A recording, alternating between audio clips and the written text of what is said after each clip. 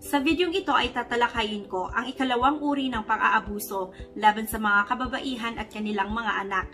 Ito ay ang sexual violence na pinarurusahan ng Republic Act No. 9262 o ang Anti-Violence Against Women and Their Children Act of 2004. Ayon sa Section 3, Paragraph B ng RA 9262, sexual violence refers to an act which is sexual in nature.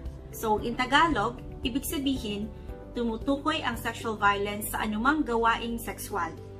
Kabilang rito ang rape, pambabastos, pagchancing, sexual harassment o acts of lasciviousness, pagtrato sa babae o kanyang anak bilang sex object, pisikal na pag-atake sa sexual na parte ng katawan ng biktima, pagsabi ng mga bastos na pananalita, pagpilit sa biktima o kanyang anak na manood ng porn, pagpilit na gumawa ng mga bastos na bagay, pagpilit sa asawa at mistress na tumira sa iisang bubong o matulog sa iisang kwarto kasama ang abuser, at pag-prostitute sa biktimang babae at kanyang anak.